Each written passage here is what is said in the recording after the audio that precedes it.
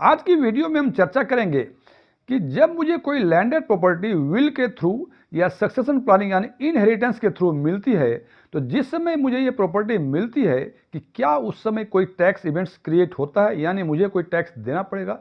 क्योंकि सामान्य अवस्था में हम ये समझते हैं कि कोई प्रॉपर्टी पे यदि ऑनरशिप चेंज होता है, तो जिस समय ऑनरशिप चेंज होता है और उस समय जो ऑनर होता है उसको टैक्स देना पड़ता है, जिसको टेक्निकली हम कैपिटल गेन कहते हैं, और कैपिटल गेन पे हमें टैक्स देना पड़ता है। आज की वीडियो में हम ये भी चर्चा करेंगे कि इस परिस्थिति में यानी विल या इनहेरिटेंस की परिस्थिति में क्या कोई टैक्स इवेंट्स बनता है, या तो हाँ या तो ना, और यदि नहीं बनता है तो वो टैक्स इवेंट्स कब बनेंगे, और वो टैक्स इवेंट्स जब भी बनेंगे यानी कैपिटल गेन जब भी होगा, उस कैपिटल गेन पे हमें टैक्स ना देना पड़े, इसके लिए मुझे क्या क्या व्यवस्थाएं करनी चाहिए, क्या क्या प्रावधान इनकम टैक्स एक्ट में, इसकी चर्चा हम करेंगे। मैं डीएम झा, आप देख रहे हैं स्टोन टैक्समैन चैनल। यदि इस वीडियो में आपको कोई नई जानकारी मिले या ये वीडियो आपको अच्छा लगे, इसको लाइक करें, अपने फ्रेंड्स के साथ शेयर करें, कमेंट बॉक्स में जाकर यस लिखें, और यदि लगे इस वीडियो में ऐसी कोई जानकारी नहीं है जो पहले से आपको नहीं पता थी, या ये वीडियो ही आपको पसंद ना आया हो, तो कमेंट बॉक्स में नो लिखें। और यदि आपकी रुचि इन्वेस्टमेंट, खासकर म्यूचुअल फंड इन्वेस्टमेंट, बैंकिंग और डायरेक्ट टैक्सेशन में है, और अभी तक आपने मेरे चैनल को सब्सक्राइब नहीं किया है, तो मेरे चैनल को सब्सक्राइब करें और ऑल बटन पे क्लिक करें, ताकि मेरे सभी नए वीडियो की नोटिफिकेशन आपको लगातार मिलती रहे। हम बात आते हैं फिर उसी बात पुराने बात पे कि यदि हमें विल के थ्रू या सक्सेशन प्लानिंग के थ्रू कोई प्रॉपर्टी चाहे लैंडेड हो या नॉन लैंडेड हो, तो क्या हमें उस समय टैक्स देना पड़ेगा। यदि टेक्निकली इसका आंसर कहें तो एक शब्द में कह सकते हैं कि टैक्स हमें नहीं देना पड़ेगा। लेकिन सवाल ये है कि ये क्या कि ऑनरशिप चेंज हो गया और हमें टैक्स नहीं देना पड़ेगा। जनाब, आपको टैक्स देना पड़ेगा जब उस प्रॉपर्टी को आप फर्दर बेचते हैं। अब सवाल ये होता है कि जब प्रॉपर्टी को बेचेंगे तो निश्चित रूप से कैपिटल गेन का कैलकुलेशन होगा, और कैपिटल गेन के कैलकुलेशन के लिए हमें कॉस्ट ऑफ एक्विजिशन और कॉस्ट ऑफ एक्विजिशन का डेट भी हमें मालूम होना चाहिए, ताकि हम कैपिटल गेन या तो इंडेक्सेशन बेसिस पे या नॉन इंडेक्सेशन बेसिस पे हम कैपिटल गेन कैलकुलेट कर सकें। तो विल और सक्सेशन प्लानिंग के द्वारा यदि आपको प्रॉपर्टी मिलती है, तो इसमें कॉस्ट ऑफ इक्विजिशन माना जाएगा कि जो आपके प्रीवियस ऑनर थे उन्होंने कब परचेज किया था वो डेट माना जाएगा कॉस्ट ऑफ इक्विजिशन, और कितने में परचेज किया था वो माना जाएगा कॉस्ट ऑफ इक्विजिशन। इस हिसाब से हम कैपिटल गेन कैलकुलेट करेंगे, और जो भी व्यवस्थाएं होती हैं वो हैं उस कैपिटल गेन पे हमें सामान्य तौर पे टैक्स देना पड़ता है। लेकिन इस प्रॉपर्टी से दो तरह के इनकम जनरेट हो सकता है। यदि आपने बेच दिया तो कैपिटल गेन, और हो सकता है कि वो लैंडेड प्रॉपर्टी रेंट पे देने लायक हो तो आप रेंटल इनकम भी आप उससे ले सकते हैं। दोनों ही केस में टैक्सेशन की व्यवस्थाएं अलग अलग हैं। तो सबसे पहले हम बात करते हैं कि आपने उस प्रॉपर्टी को सेल करने का निर्णय लिया है, और जैसे ही सेल करेंगे कैपिटल गेन क्रिएट होगा, और निश्चित रूप से कैपिटल गेन क्रिएट करने के लिए आपको कॉस्ट ऑफ इक्विजिशन का डेट, यानी जो प्रॉपर्टी है कब उसको परचेज की गई थी और कितने में परचेज की गई थी, ये पता करना पड़ेगा। और आज चूंकि उसको बेचा तो आज सेल प्रोसीड है, तो ये कैपिटल गेन कैलकुलेट करेंगे। हो सकता है कि इंडेक्स कॉस्ट के हिसाब से भी index cost of acquisition calculate कर लें, या सीधा सीधा हम माइनस कर दें तो सामान्य रूप से कैपिटल गेन निकल जाएगा। चूंकि ये इनहेरिटेड प्रॉपर्टी की बातें हैं, तो मैं मान के चल रहा हूं कि प्रीवियस ऑनर ने ये प्रॉपर्टी 23 जुलाई 2024 के पहले एक्वायर की थी। 23 जुलाई 2024 के बाद एक्वायर यदि की होती और वो इनहेरिटेड आपके पास होता, तो उसमें इंडेक्स कॉस्ट ऑफ इक्विजिशन की व्यवस्थाएं नहीं है। इसका मतलब कि सीधा सीधा आप जो कॉस्ट ऑफ इक्विजिशन है उसको माइनस कर देते सेल प्रोसीज में से, और जितना डिफरेंस आता वो कैपिटल गेन होता, और उस पर आपको 12.5% का टैक्स देना पड़ता। लेकिन चूंकि हमने माना कि ये इक्विजिशन 23 जुलाई 2024 के पहले का है, यानी आपके प्रीवियस ऑनर ने 23 जुलाई 2024 के पहले परचेज की थी और उसको आज आपने बेचा है, तो आपको दो व्यवस्थाएं मिलेंगी।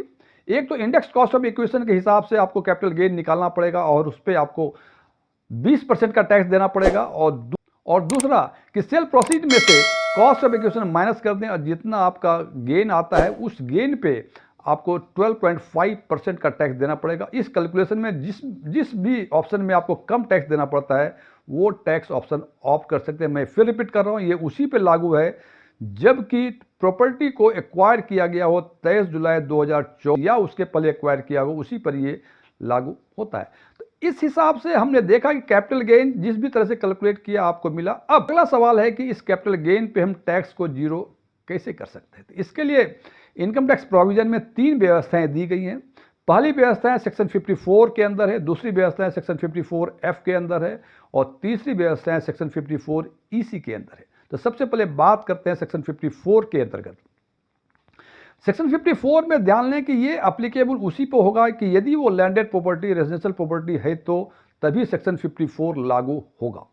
नंबर 2, इस सेक्शन में यह कहा गया है कि जो भी कैपिटल गेन हुआ है, चाहे आप इंडेक्स कॉस्ट ऑफ एक्विजिशन के हिसाब से कैलकुलेट किया हो या डायरेक्ट कैलकुलेट किया हो, जो भी कैपिटल गेन हुआ है उस कैपिटल गेन को यदि आप न्यू रेजिडेंशियल प्रॉपर्टी में इन्वेस्ट कर देंगे तो आपको कोई टैक्स नहीं देना पड़ेगा। लेकिन अगला सवाल ये होता है कि इन्वेस्ट करने की समय सीमा क्या है। तो यदि आप रेजिडेंशियल प्रॉपर्टी परचेज करना चाहते हैं तो जिस दिन आपका कैपिटल गेन क्रिएट हुआ है उसके 2 वर्षों के अंदर यदि आपने नई रेजिडेंशियल प्रॉपर्टी परचेज कर ली उस कैपिटल गेन इन्वेस्ट करके तो कोई टैक्स नहीं। या हो सकता है कि जिस दिन आपका कैपिटल गेन क्रिएट किया उसके 1 वर्ष पूर्व तक में भी यदि आपने कोई नई रेजिडेंशियल प्रॉपर्टी आपने परचेज की थी तो उसमें जो परचेज कॉस्ट था वो माना जाएगा इन्वेस्टमेंट और अकॉर्डिंगली आपको कोई टैक्स देना नहीं पड़ेगा। लेकिन कंडीशन ये है कि जो भी इन्वेस्टमेंट होगा वो कम से कम जो कैपिटल गेन हुआ हो वो रकम होनी चाहिए या उससे अधिक होनी चाहिए। उससे यदि कम होगा तो जो रिमेनिंग अमाउंट बचेगा उस पर प्रोपोर्शनेट आपको टैक्स देना पड़ेगा। दूसरी व्यवस्था यानी दूसरा प्रावधान है सेक्शन 54F में। सेक्शन 54 अप्लीकेबल उसी में है कि यदि आपने जो प्रॉपर्टी बेची है वो नॉन रेजिडेंशियल प्रॉपर्टी हो, नंबर 1। दूसरा डिफरेंस है सेक्शन 54 के कंपैरिजन में सेक्शन 54F में कि इसमें टोटल कंसिडरेशन आपने यदि इन्वेस्ट किया हो नई हाउस प्रॉपर्टी में तभी आपको जीरो कैपिटल गेन टैक्स लगेगा। अदरवाइज यदि कम आप इन्वेस्ट करते हैं तो प्रोपोर्शनेटली जो रिमेनिंग अमाउंट है उस पर आपको कैपिटल गेन टैक्स देना पड़ेगा। यदि इन दोनों प्रोविजंस को यदि एक साथ हम बात करें तो सेक्शन 54 में रेजिडेंशियल प्रॉपर्टी पे लागू होता है और इस केस में आपको कैपिटल गेन का अमाउंट इन्वेस्ट करना पड़ता है न्यू रेजिडेंशियल हाउस प्रॉपर्टी में। टाइम लिमिट दोनों ही प्रोविजंस में बराबर हैं और सेक्शन 54F में ये लागू होता है नॉन रेजिडेंशियल प्रॉपर्टी में और इस प्रोविजन के हिसाब से जो टोटल सेल कंसिडरेशन है वो आपको न्यू हाउस प्रॉपर्टी में with in the same time limit आपको इन्वेस्ट करना पड़ेगा। उदाहरण के तौर पे यदि आपका 10 लाख की प्रॉपर्टी थी या 15 लाख में बेची और मान लीजिए कि 5 लाख आपका कैपिटल गेन हुआ तो सेक्शन 54F में यदि 5 लाख रुपए नई रेजिडेंशियल हाउस प्रॉपर्टी में इन्वेस्ट करेंगे with in the time frame तो आपको जीरो कैपिटल गेन टैक्स देना पड़ेगा। लेकिन सेक्शन 54F में यदि पूरे 15 के 15 लाख यानी जो सेल कंसिडरेशन था वो यदि इन्वेस्ट करेंगे नई न्यू हाउस प्रॉपर्टी में with in the time frame limit तभी आपको कैपिटल गेन टैक्स जीरो पड़ेगा। अदरवाइज जो रिमेनिंग अमाउंट बचेगा यदि उससे कम आप इन्वेस्ट करेंगे जो रिमेनिंग अमाउंट बचेगा उस पर प्रोपोर्शनली कैपिटल गेन टैक्स देना पड़ेगा। अब तीसरा सेक्शन है सेक्शन 54EC।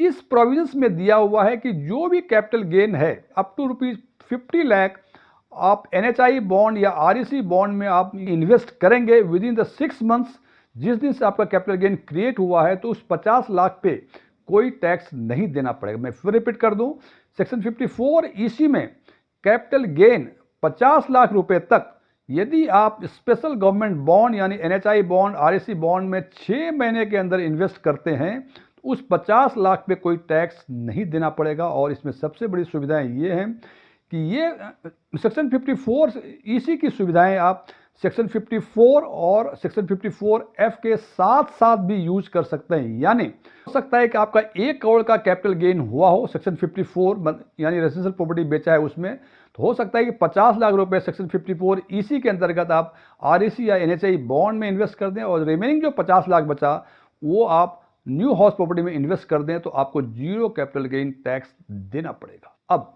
सवाल ये है कि यदि आपको कोई इनहेरिटेड प्रॉपर्टी मिली है तो आपको क्या क्या प्रिकॉशंस लेनी चाहिए। सबसे पहला प्रिकॉशन कि यदि ये इनहेरिटेड प्रॉपर्टी ज्वाइंट प्रॉपर्टी है तो पार्टीशन डीड एग्जीक्यूट करा लें।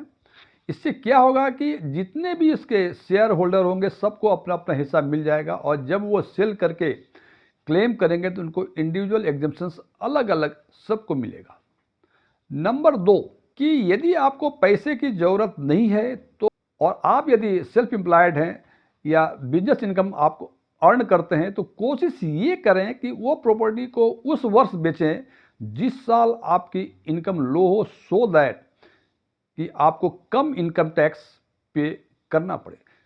तीसरा प्रिकॉशंस है कि जब भी प्रॉपर्टी को सेल करें तो सेल करने के पहले किस प्रॉपर्टी में आपको इन्वेस्ट करना है इसको लोकेट कर लें, सो दैट कि आप जैसे ही इसको सेल करें उसका investment further new residential house property में हो जाए, सो दैट कि आपको ये इंतजार ना करना पड़े कि मैं दूसरी रेजिडेंशियल प्रॉपर्टी ढूंढूंगा फिर इन्वेस्ट करूंगा, हो सकता है समय के अंदर वो मिले या ना मिले। तो ये आपाधापी ना हो, इसके पहले ही डिसाइड कर लें, उसके बाद ही प्रॉपर्टी को सेल करें। फ्रेंड्स, ये वीडियो क्लोज करने के पहले मैं कुछ डिस्क्लेमर देना चाहता हूं। मैं कोई सीए नहीं हूं, न ही मैं कोई टैक्स कंसल्टेंट हूं। ओपन डोमेन में जो भी इंफॉर्मेशन अवेलेबल है उसके बेसिस पे मैं आम लोगों के लिए आम वीडियो बनाया करता हूं। ये मेरे विचार थे, मेरे विचारों से सहमत होना कोई जरूरी नहीं है। यदि आप मेरे विचारों से सहमत हैं तो कमेंट बॉक्स में एग्रीड लिखें, और यदि आप मेरे विचारों से सहमत नहीं हैं कमेंट बॉक्स में नॉट एग्रीड लिखें। लेकिन नॉट एग्रीड लिखने के साथ ये जरूर बताएं कि आप हमारी किस बात पे सहमत नहीं हैं, जिससे कि मैं आने वाले वीडियो में मैं कुछ सुधार ला सकूं। Thank you.